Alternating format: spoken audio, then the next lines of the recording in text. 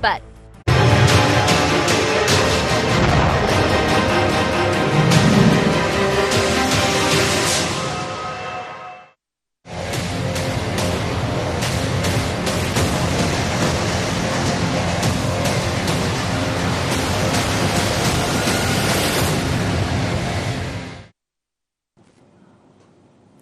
नमस्कार, आप देख रहे हैं आईएनडी इंपैक्ट और मैं हूं आपके साथ संचिता शुक्ला। मिलेगा साथ, बनेगी बात। जी हां, अब बीजेपी और कांग्रेस दोनों ही पार्टियां आधी आबादी को साधने की कोशिश कर रही हैं। बीजेपी और कांग्रेस आमने सामने नजर आ रही हैं। महिलाओं के साथ बनाने की जुगत अब बीजेपी और कांग्रेस दोनों ही पार्टियां बना रही हैं। दोनों पार्टियों ने महिला विंग को एक्टिव कर दिया है। उपचुनाव के लिए महिला शक्ति मैदान में। नवरात्रि में भाजपा कांग्रेस के महिला मोर्चा आमने सामने नजर आ रहे हैं। भाजपा महिला ने कन्या पूजन से कार्यक्रमों की शुरुआत कर दी है। इसके साथ ही भाजपा महिला मोर्चा हर बूथ के हर घर की महिला तक पहुंचने के प्रयास में लगातार लगी हुई है। सरकार की महिला हितैषी योजनाओं को महिलाओं तक पहुंचाने की कवायद भी की जा रही है। यही नहीं, सिर्फ बीजेपी ही नहीं, कांग्रेस महिला विंग भी लगातार सक्रिय अब नजर आ रही है। आपको बता दें कि महिला कांग्रेस भी टोलियां बनाकर महिला मतदाताओं को रिझाने की कवायद कर रही है। कांग्रेस में हर ब्लॉक स्तर तक महिलाओं को जिम्मेदारी दी गई है। इसके अलावा कांग्रेस आदिवासी महिला वोट बैंक पर भी फोकस कर रही है।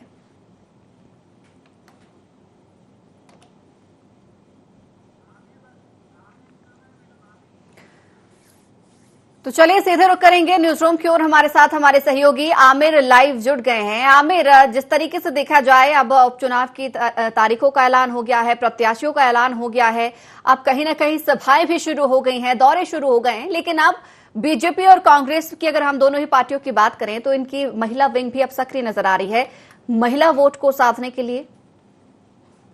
देखिए, उपचुनाव की और ऐसे में बीजेपी और कांग्रेस दोनों ही दल चुनावी मैदान में उतरे हुए हैं और पूरी मेहनत के साथ चुनाव की तैयारियों में लगे हुए हैं। ऐसे में महिला कांग्रेस के और बीजेपी महिला मोर्चे की ओर से भी मोर्चा संभाल लिया गया है और महिला वोटर्स पर सीधी तौर पर नजर रखी जा रही है और अलग अलग कार्यक्रमों के माध्यम से महिला वोटर्स को साधने की कोशिश की जा रही है, क्योंकि आज से बीजेपी का जो कन्या पूजन अभियान है वो पूरे में शुरू हो चुका है। ऐसे में बीजेपी का महिला मोर्चा कन्या पूजन के माध्यम से महिला वोटर्स तक पहुंचेगा। 9 से 13 तारीख तक जो है कन्या पूजन की जाएगी। ऐसे में नवरात्रि का पर्व चल रहा है, कन्या पूजन की जाएगी और महिलाओं को प्रदेश सरकार की ओर से चलाई जा रही महिला सशक्तिकरण की योजनाओं के बारे में बताया जाएगा कि केंद्र की और राज्य सरकारें किस तरह से महिला सशक्तिकरण को लेकर योजनाएं चला रही हैं और ऐसी योजनाएं चला रही हैं इसका लाभ जो है महिलाओं को मिल रहा है, तो बीजेपी का साथ देना चाहिए। इस तरह से उपचुनाव में महिला मोर्चे की कार्यकर्ता पदाधिकारी प्रचार करती हुई नजर आएंगी। तो वहीं महिला कांग्रेस की ओर से भी टोलियां बनाकर महिला कांग्रेस की पदाधिकारियां महिलाओं तक पहुंचेंगी और उन्हें महिलाओं के हक अधिकार के बारे में बताएंगे और सरकार से किस तरह से उनको सहायता या लाभ योजनाओं का मिलना चाहिए उस तरह का बखान किया जाएगा और कांग्रेस का साथ देने की अपील की जाएगी। हाल ही के दिनों में हमने देखा था कि महिला कांग्रेस की ओर से जो है जो कोरोना में लोगों की मृत्यु हुई थी, ऐसे लोगों का तर्पण भी जो है महिला कांग्रेस की ओर से किया गया था।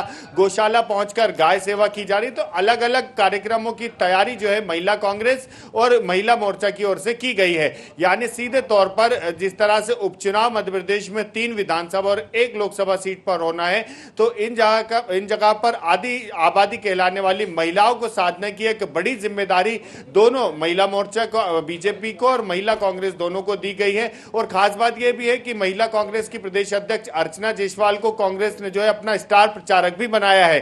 कल जो सूची जारी हुई 20 स्टार प्रचारकों की, उसमें अर्चना जायसवाल जो महिला कांग्रेस की प्रदेश अध्यक्ष हैं उनको भी जिम्मेदारी सौंपी गई है। तो जाहिर सी बात है कि उपचुनाव वाले क्षेत्रों में महिला कांग्रेस की पूरी टीम जो है वो सक्रिय नजर आएगी, क्योंकि उनके खुद प्रदेश अध्यक्ष स्टार प्रचारक हैं। और महिला बीजेपी मोर्चा की भी बात की जाए तो वहां पर पदाधिकारियों को बूथ लेवल की जिम्मेदारी सौंपी गई है। माया नरोलिया का भी भी यही कहना है, जो बीजेपी महिला मोर्चा की प्रदेश अध्यक्ष है, कि पूरी टीम जो है वो उपचुनाव वाले क्षेत्रों में नजर आएगी, क्योंकि जो सरकार की ओर से जो महिला सशक्तिकरण की योजनाएं हैं वो महिलाओं को बताई जाएगी। और खास बात यह भी है कि अगर कोई पात्र हितग्राही इन योजनाओं के लाभ से वंचित है तो उन्हें जो है महिला मोर्चा के पदाधिकारी जो है महिला सशक्तिकरण की लेकर जो केंद्र और राज्य सरकार की योजना है उनका भी लाभ दिलवाया जाएगा। तो जाहिर है, जब महिला कांग्रेस और बीजेपी महिला मोर्चा दोनों उपचुनावी मैदान में उतर चुके हैं और महिलाओं को साधने में लगे, तो जाहिर है आधी आबादी पर जो है दोनों राजनीतिक दलों का फोकस नजर आ रहा है। आमिर, दोनों ही पार्टी की बात कर रहे हैं, दोनों ही पार्टियों की महिला विंग की बात कर रहे हैं। अब जिम्मेदारी मिल गई है, जैसा कि आपने बताया कि लगातार बीजेपी भी घर घर पहुंच रही है, कांग्रेस भी घर घर पहुंच रही है, कांग्रेस की महिला विंग भी टोली बनाकर लगातार अब महिलाओं के बीच में पहुंच रही है, यानी कि दोनों ही पार्टियां अब सक्रिय नजर आ रही हैं। ऐसे में अगर हम बात करें महिला विंग बीजेपी की, तो जो लगातार सरकार की योजनाओं को जन जन तक पहुंचा रहे हैं, तो कांग्रेस यहां पर बात कर रही है महिलाओं के अधिकारों के हित की, यानी कि अधिकार हित यहां पर दोनों ही जगह आ जाते हैं। दोनों ही पार्टियां अधिकारों के हित की बात शुरुआत से ही करती आई हैं। तो कांग्रेस की अगर हम बात करें तो माना जा सकता है क्या कि कांग्रेस यहां पर कहीं ना कहीं सरकार की खामियां गिनाने में भी लगेगी, महिला विंग यहां पर भी पहुंचेगी? देखिए, जिस तरह से यही बात कही जा सकती है कि जो सरकार बीजेपी कह रही है कि महिला सशक्तिकरण को लेकर राज्य और केंद्र सरकारें जो है महिला सशक्तिकरण की योजनाएं चला रही हैं, महिलाओं को मजबूत और सशक्त किया जाए उसको लेकर लाभ देने की कोशिश की जा रही है। और जो पात्र हितग्राही हैं, अगर उन्हें लाभ नहीं मिल पाया है तो उनको लाभ किस तरह से मिले उसमें भी महिला मोर्चा के पदाधिकारियों को लगाया गया है। तो बीजेपी यही बताने में, कांग्रेस यही बताने में जुटी है कि इनकी जो योजनाएं हैं वो सिर्फ नाम मात्र की योजना है, इसमें महिलाओं को लाभ नहीं मिल पा रहा है। और 15 महीने की जब कांग्रेस की कमलनाथ सरकार थी तब जो है महिलाओं के लिए क्या कुछ योजनाएं चलाई गई थी उसके बारे में भी जो है कांग्रेस की महिला पदाधिकारी जो है वो भी जन आमिर, आपसे और समझूंगी, आप बने रहेगा हमारे साथ। पहले मेहमानों से यहाँ पर दर्शकों को रूबरू करा देते हैं। हमारे साथ नेहा बग्गा बीजेपी महिला मोर्चा की मीडिया पैनलिस्ट जुड़ गई हैं, और इसके अलावा हम आपको बता दें कि विभा पटेल प्रवक्ता कांग्रेस से जुड़ गई हैं। आप दोनों ही लोगों का बहुत बहुत स्वागत है INA 24 में। सबसे पहले नेहा जी, आपके पास आना चाहूंगी। जिस तरीके से देखा जाए तो अब महिला विंग भी सक्रिय नजर आ रही है, ऐसे में बीजेपी ने अपनी क्या क्या जिम्मेदारियां महिला मोर्चा ने तय कर रखी हैं, किस प्रकार से जनता के बीच पहुंचेगी? नेहा जी, आवाज आ रही है आप तक हमारी?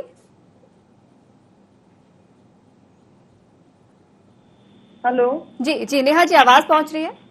हाँ, क्या आप मुझे सुन पा रही हैं? जी जी नेहा जी, देखिए, आप सब जानते हैं, प्रदेश की जनता जानती है कि माननीय मुख्यमंत्री जी जब मुख्यमंत्री नहीं थे उसके पूर्व से ही उन्होंने हमेशा महिलाओं के उत्थान के लिए, उनको आगे बढ़ाने के लिए जिस प्रकार के निर्णय लिए हैं, जिस प्रकार से हमने पूरे विश्व के अंदर चाहे बेटी बचाओ बेटी पढ़ाओ, लाडली लक्ष्मी जैसी योजनाओं को आगे पहुंचाने का काम किया है, वो जो साक्षात मध्य प्रदेश के अंदर दिखता है। भ्रूण हत्या की जो हालात होते थे मध्य प्रदेश में 2003 से पहले, वो हमारे सामने है। आज बेटियां IAS बन रही हैं, IPS बन रही हैं। मध्य प्रदेश में जिस तरीके से इसका ग्राफ तेजी से नीचे गिरा है, उसको लेकर लगातार भारतीय जनता पार्टी का महिला मोर्चा जागरूकता अभियान चलाता रहता है।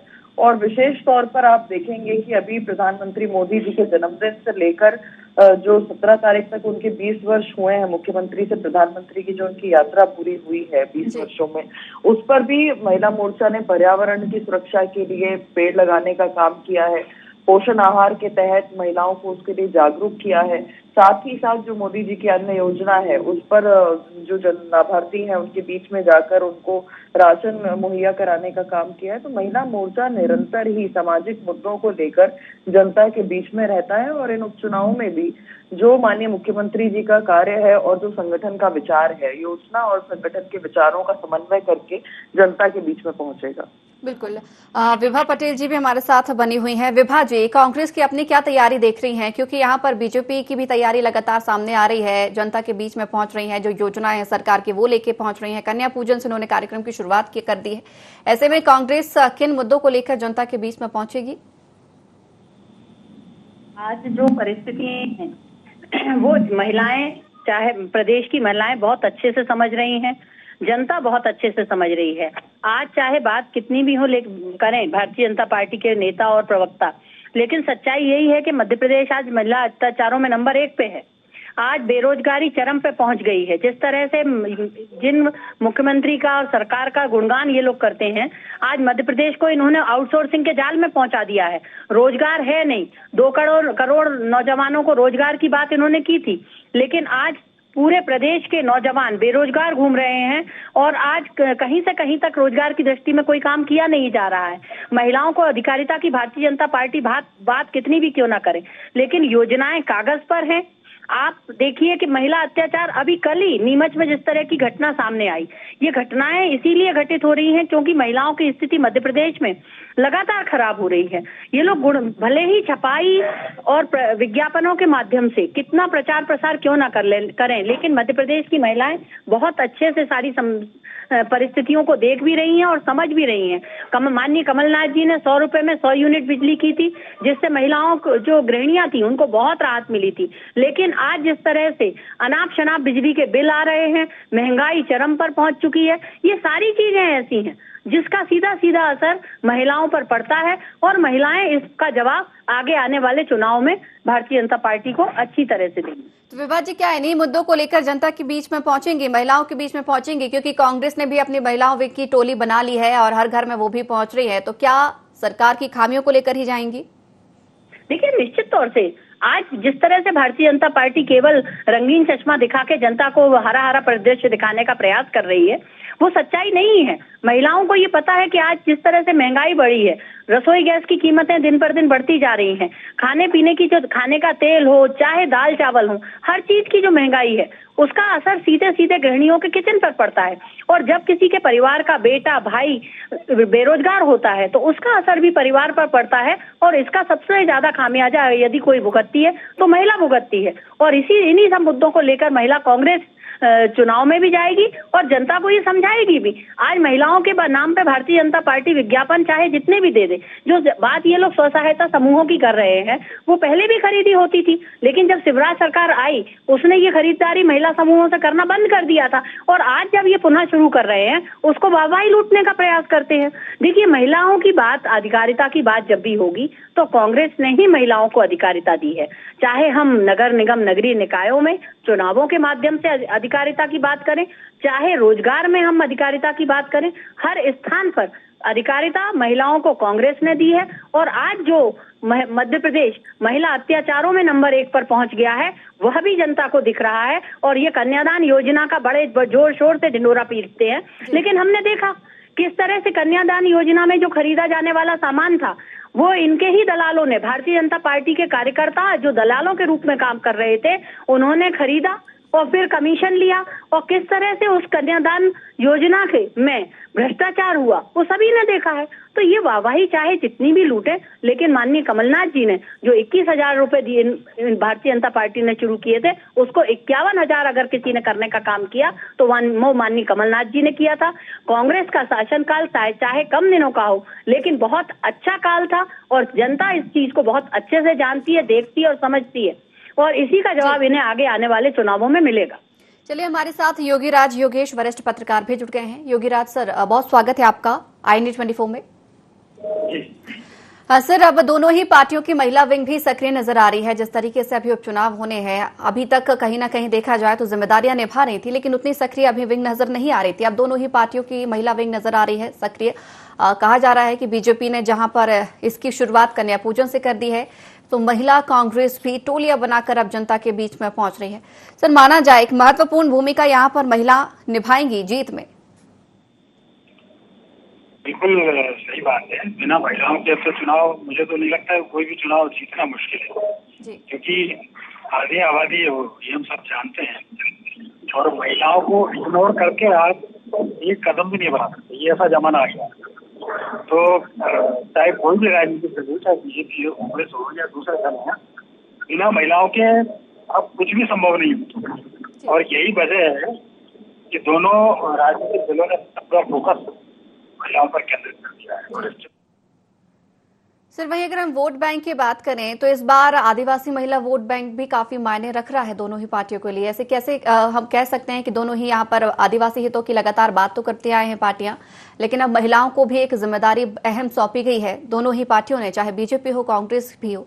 आदिवासियों को भी साधने की यहाँ पर पूरी कोशिश की जा रही है। देखिए, अब आदिवासियों की जहाँ तक बात है तो मालवा नेवाड़ का ऐसा अंचल है की अपन बात करो, खंडवा लोकसभा की आप बात करो, उसकी 4 विधानसभा ऐसी है जो पूरी आदिवासी बाहुल है। और जिस जगह जोगट में चुनाव हो रहा है वो तो 97% आदिवासी इलाका है, वहाँ तो दूसरी कोई कास्ट ही नहीं रहती। तो बिना मतलब आप इनको इग्नोर कैसे कर सकते हो आप? बिल्कुल। और इस समय मध्य प्रदेश में आदिवासियों का 47% के आसपास 47 सीटें हैं मध्य प्रदेश में पूरी विधानसभा की, 22% से ज्यादा इनका वोट है। तो जब इतना सब कुछ आदिवासियों के पक्ष में है तो आप आदिवासियों की उपेक्षा नहीं कर सकते। और ये चुनाव तो आदिवासियों के क्षेत्र में ही होगा। तो ये चुनाव में 2-3 चीज इम्पोर्टेंट होगी। नंबर 1 आदिवासी फैक्टर, नंबर 2 जिसकी जो आप बात करिए गोंड फैक्टर, और नंबर 3 ये कि कौन सी पार्टी अपने सेबोटेज को कितना कम कर सकती है। ये 2-3 चीजें ऐसी हैं जो इस चुनाव में बहुत इंपॉर्टेंट भूमिका निभाने वाली है। हाँ बिल्कुल। विभा जी भी हमारे साथ लगातार बनी हुई हैं। विभा जी, जिस तरीके से खामियां तो लेकर आप लोग पहुंचेंगी जनता के बीच में, लेकिन यहाँ पर कांग्रेस कार्यकाल की सरकार थी, भले ही कम दिनों की थी, लेकिन जैसा कि अभी आपने बताया कि महिलाओं के हित में बाकी बहुत सारे काम किए गए हैं। कन्यादान योजना आपने एक महत्वपूर्ण यहाँ पर बताया कि 21-51 उस दौरान किया गया था। ऐसे में कमलनाथ सरकार की लगातार जो सफलताएं हैं उन्हें लेकर भी पहुंचेंगी। किस तरीके से आपकी आगे की रणनीति रहेगी? महिला वोट बैंक भी यहाँ पर आप लोगों को मिल सके, महिलाओं का साथ हम कह सकते हैं मिल सके, उसको लेकर क्या कुछ आप लोग तैयारियों में लगे हुए हैं? कैसे पहुंचेंगी महिलाओं के बीच में? देखिए, हमारी महिला कांग्रेस की जो कार्यकर्ता है वो ब्लॉक लेवल तक सक्रिय हैं, पदाधिकारी भी हैं और हमारी कार्यकर्ता भी हैं। तो जो हमारी माननीय कमलनाथ जी ने जो काम किए थे उनके कामों को लेकर हम जनता के बीच में जाएंगे। और इसके साथ साथ आज प्रदेश में जो महिलाओं की स्थिति है, आए दिन महिलाओं के साथ जो दुर्व्यवहार हो रहा है, जिस तरह से महिला अत्याचारों में मध्य प्रदेश नंबर 1 पर पहुंचा है, वो सब महिलाएं समझ भी रही हैं, देख भी रही हैं। इन्हीं सब चीजों को लेकर महिला कांग्रेस जनता के बीच में जाएगी। और हमें पूरा विश्वास है कि जो महिला मतदाता है वो इस बात को बहुत अच्छे तरीके से समझते हैं, क्योंकि महंगाई, बेरोजगारी, सभी चीजों का, जैसे मैंने पहले भी कहा, असर सीधे सीधे सबसे पहले महिलाओं पर पड़ता है। विभा जी, जिस तरीके से अभी आप कह रहे हैं कि यहाँ पर इन मुद्दों को लेकर पहुंचेगी, लेकिन यहाँ पर देखा जाए तो बीजेपी धार्मिक यहाँ पर वोट बैंक भी बटोर रही है। कार्यक्रम की शुरुआत भी उन्होंने कन्या पूजन से की है और घर घर पहुंच रही हैं, कन्याओं भोज करा रही है, कन्या पूजन करा रही है। ऐसे में ही कांग्रेस ने यहाँ पर धार्मिक चीजों को नहीं अपनाया। देखिए, ये जो काम है, ये भारतीय जनता पार्टी का हमेशा यही काम रहा है कि वो धर्म के नाम पर लोगों में वैमनस्यता फैलाने का काम करते हैं, भाई को भाई से लड़ाने का काम करते हैं। लेकिन कन्या पूजन करने का काम नहीं चलता। आज जब एक और आप महिला कन्या पूजन करने का ढोंग करते हैं और दूसरी ओर नियमित में महिला के साथ दुर्व्यवहार होता है, तो महिलाएं तो अपने आप ही समझ जाती हैं कि कन्या पूजन करना ज्यादा आवश्यक है, ये महिलाओं को सुरक्षित रखना ज्यादा आवश्यक है। नहीं, आप पूजन तो तब करेंगे ना जब कन्याएं सुरक्षित होंगी। आज 6 साल से लेके 60 साल की महिला तक सुरक्षित नहीं है प्रदेश में, और ये बात कन्या पूजन की कर रहे हैं। देखिए, ये जो ढोंग है, ये जिस तरह का आडंबर भारतीय जनता पार्टी के नेता करते हैं, जिस तरह का दिखावा भारतीय जनता पार्टी के नेता करते हैं, इस सब को जनता बहुत अच्छे से समझ चुकी है। और उसी का कारण ये हुआ था कि जब चुनाव हुए तब विधानसभा चुनावों में जनता ने इनको नहीं चुना था, ये खरीद फरोख्त करके शासन में आए थे, और जनता इस बात को बहुत अच्छे से समझ चुकी है। तो महिलाओं को बहुत ज्यादा बताने की आवश्यकता नहीं है। महिलाएं स्वयं समझती हैं कि वास्तव में यदि किसी ने महिलाओं को अधिकारिता दी है तो कांग्रेस पार्टी ने दी है, और इसीलिए हमें पूरा विश्वास है कि इनके इन आडंबरों से कोई फर्क पड़ने वाला नहीं है। महिलाएं, हम चाहते हैं कि महिलाएं अधिकार संपन्न बने और अब सुरक्षित महसूस करें, उनको सुरक्षित वातावरण मिले, और इसी सब कामों को लेकर हम कांग्रेस जनता के बीच में जाने वाले। बिल्कुल, हमारे सहयोगी आमिर भी लगातार हमारे साथ लाइव बने हुए हैं। आमिर, जैसे कि अभी आपने चर्चाएं सुनी हैं, बात भी सुनी है, यहाँ पर एक तरफ तो अगर बीजेपी की बात करें तो वो सरकार की योजनाओं को यहाँ पर साथ लेकर चलेगी, लेकिन अगर हम कांग्रेस की बात करें तो सबसे पहला मुद्दा वो महिला अत्याचार का उठा रहे हैं कि महिलाओं के साथ प्रदेश में अत्याचार हो रहा है, कहीं ना कहीं आपराधिक गतिविधियां लगातार बढ़ती जा रही हैं। ये इसको लेकर एक खास फोकस इस बार कांग्रेस का रहेगा, क्या कहेंगे? देखिए, महिला अत्याचार के साथ महंगाई के मुद्दे को भी कांग्रेस मजबूती के साथ उठा रही है। सड़कों पर भी उतर के प्रदर्शन किए जा रहे हैं। खुद पीसीसी चीफ कमलनाथ ने ट्वीट करके सभी जिला स्तर की इकाइयों को आंदोलन करने के लिए कहा था कि लगातार प्रदेश में महंगाई बढ़ती जा रही है और इसको लेकर कांग्रेस चुप नहीं बैठेगी। वैसे ही उपचुनाव में भी इस मुद्दे को भुनाएंगे। देखिए, महंगाई का जो सीधा असर है वो गृहिणियों पर पड़ता है, क्योंकि किचन पर इसका असर दिखाई देता है। चाहे वो गैस सिलेंडर के दाम बढ़े, चाहे वो राशन सामग्री के दाम बढ़े, तब जो इसका असर जो है किचन पर दिखाई देता है। इसलिए महिलाओं में अगर ये बात भी कांग्रेस पहुंचाएगी तो इसका जो नाराजगी है सरकार के प्रति, अगर वो कांग्रेस भुनाने में सफल होगी तो उसका जो है उपचुनाव में जीत हासिल कर सकती है। ऐसी रणनीति कांग्रेस ने बनाई है। और इसके अलावा महिला अत्याचार के मुद्दों को भी कांग्रेस जन जन तक पहुंचाएगी, महिलाओं को बताएगी कि प्रदेश में किस तरह से स्थिति बनी हुई है। उसको लेकर भी महिला कांग्रेस जो है वो उपचुनाव वाले क्षेत्रों में पहुंचेगी। तो वहीं बीजेपी की महिला मोर्चा भी जो है प्रदेश सरकार की ओर से चलाई जा रही योजनाओं को जनता तक पहुंचकर बताएगी और उपचुनाव में जो है वो बीजेपी का साथ देने की महिला मोर्चा वहां के महिला मतदाताओं से अपील करेगी। इसको लेकर कैलेंडर भी जारी कर दिया गया है, अलग अलग रूपरेखा बनाई गई है, पदाधिकारियों को जिम्मेदारी सौंपी गई है। यानी ये कहा जा सकता है कि महिला और बीजेपी दोनों ही ओर से जो महिला पदाधिकारी हैं वो अब उपचुनाव वाले क्षेत्रों में सक्रिय हो गई हैं और पदाधिकारियों को जिम्मेदारी बांट दी गई है, बूथ लेवल तक सक्रिय हो चुकी हैं। और अब जो है जिस तरह से उपचुनाव की रणभेरी है, ऐसे में महिलाओं को साधने की एक बड़ी जिम्मेदारी बीजेपी की ओर से महिला मोर्चा को दी गई है, तो कांग्रेस से महिला कांग्रेस को दी गई है। बिल्कुल आमिर, बने रहिएगा। दिव्या गुप्ता बीजेपी प्रवक्ता हमारे साथ जुड़ गई हैं। दिव्या जी, स्वागत है आपका INA 24 में। बहुत बहुत धन्यवाद। दिव्या जी, जिस तरीके से देखा जाए अब आप लोगों को भी जिम्मेदारियां मिली हैं, आप महिला विंग भी सक्रिय नजर आ रहा है, जनता के बीच में पहुंच रही है, महिलाओं के बीच में पहुंच रही है। कांग्रेस तो यहां पर महिला अत्याचार, बेरोजगारी, महंगाई लेकर पहुंचेगी, बीजेपी क्या करेगी? बीजेपी विकास है, हमारे पास सबसे बड़ा अच्छा मुद्दा हमारा विकास है और विकास हमारा जहाँ जन जन तक पहुंचा है उस बात को लेके हम लोग सब गए हैं, पहुंचे हैं और पहुंच भी रहे हैं और घर घर तक जा रहे हैं। हमारी योजनाएं हर उस महिला तक पहुंची है जिसको हमने राशन पहुंचाया है, जिसका हमने खाता खुलवाया है, जिसका हमने आयुष्मान कार्ड बनवाया है, जिसका हमने इलाज करवाया है।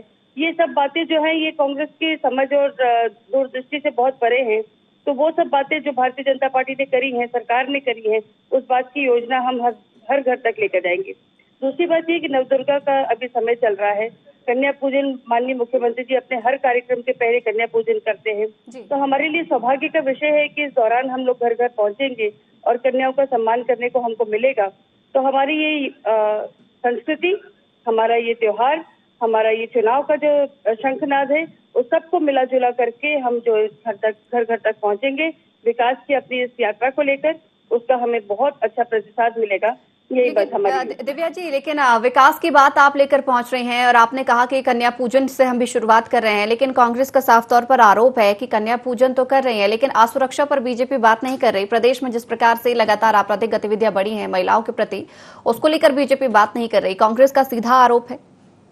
पहली बात तो कांग्रेस के आरोप को मैं जड़ से इसलिए खारिज कर रही हूँ कि एनसीआरबी की डेटा में वो बार बार मध्य प्रदेश को तो इंगित कर रहे हैं, लेकिन आप ये भूल जाते हैं कि पूरे देश भर का पहला प्रदेश राजस्थान है जहां आपकी सरकार है, उसके बाद आता है महाराष्ट्र जहां फिर आपकी सरकार है। तो पहले तो आप अपने दो गिरेबान में झांकिए। तीसरी बात जो ये है कि मध्य प्रदेश, तो अगर हम एक्शन का रिएक्शन ना कर रहे होते तो आप सरकार पर उंगली उठाते। जो समाज की बुराइयां हैं वो बुराइयां व्यक्तिगत तौर पर शुरू होती है, व्यक्तिगत लेवल से शुरू होती, लेकिन वो व्यक्तिगत लेवल पर अगर सरकार चुप बैठी रहती, उसके ऊपर रिएक्शन ना लेती, संज्ञान न लेती, पकड़ती नहीं उनको, अगर कठोर उनको सजा नहीं दी जा रही होती तो आप हम पर उंगली उठाते। लेकिन त्वरित कार्रवाई होती है और त्वरित उनके ऊपर संज्ञान लेकर हम कार्रवाई करते हैं, पकड़ते हैं, जेल भेज दिया जाता है, उनके मकान ध्वस्त कर दिए जाते हैं। इस तरह की कार्रवाई करने के लिए भी तो दमखम चाहिए साहब, वो दमखम तो दिखा रही है ना सरकार, फिर आप लोग उंगली कैसे उठाते हैं? आप बताइए आपने क्या रिएक्शन करा वहाँ राजस्थान में, हम भी सुन लेंगे थोड़ा सा। विभा जी हमारे साथ जुड़े हुए हैं। विभा जी, आपने आरोपों को सुना, यहाँ पर जवाब भी सुना, क्या कहेंगे इस पर? देखिए, मुझे हंसी आती है भारतीय जनता पार्टी के प्रवक्ताओं पे। दिव्या जी बात कर रही हैं आयुष्मान कार्ड की, लेकिन ये भूल जाती हैं कि कोरोना समय में कितनी अव्यवस्थाएं फैली और जनता त्राही त्राही करने लगी, और भारतीय जनता पार्टी के नेता अगर 2 केले देके और फोटो खिंचवाने का काम करते रहे तो ये कितना गैर जिम्मेदाराना पूर्ण काम था।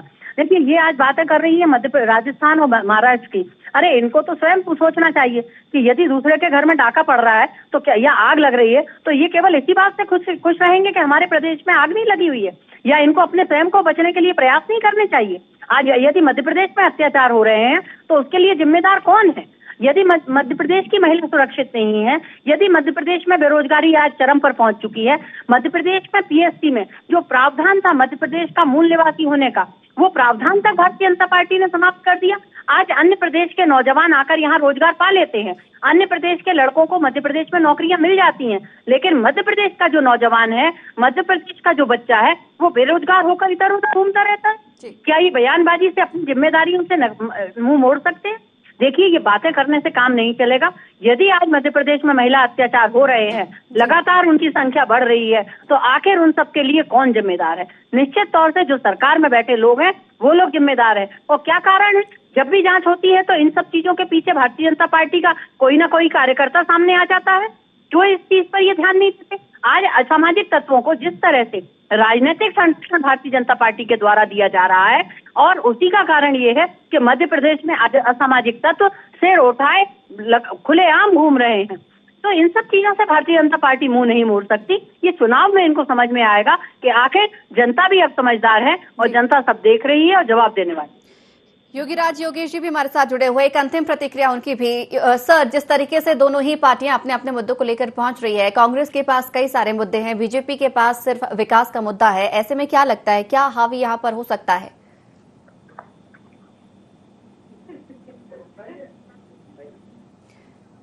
चलिए, योगीराज योगेश जी हमारे साथ नहीं जुड़े हैं, संपर्क लगता है उनसे टूट गया है। आप सभी मेहमानों का हमारे साथ जुड़ने के लिए बहुत बहुत धन्यवाद। इस चर्चा में शामिल होने के लिए आप सभी का बहुत बहुत धन्यवाद। तो लगातार अब दोनों ही पार्टियों की महिला विंग सक्रिय नजर आ रही है, जहां पर बीजेपी और कांग्रेस आमने सामने है, तकरार भी है, कई सारे मुद्दे भी हैं, आरोप प्रत्यारोप भी हैं। एक तरफ कांग्रेस का महिला अत्याचार, बेरोजगारी और महंगाई को लेकर मुद्दा जनता के बीच में लेकर पहुंचेगी महिला विंग, तो साथ ही अगर बीजेपी की बात करें तो बीजेपी भी विकास की दरकार लेकर जनता के बीच में पहुंचेगी कि सबसे ज्यादा विकास जो है बीजेपी सरकार में हुआ है। लेकिन देखने वाली बात यहां पर यह होगी कि महिला विंग की यहां पर कवायदें कितनी कामयाब हो सकती हैं, और जो वोट बैंक है, महिला वोट बैंक, किसके रिझाने में यहां पर आ सकता है। विकास वो चाहेंगे या कई और मुद्दों को यहां पर अपने साथ निशाना बनाएंगे, देखने वाली बात होगी।